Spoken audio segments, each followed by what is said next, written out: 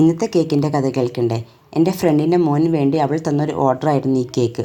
1 kg pineapple cake. Car കേക്കായിരുന്നു.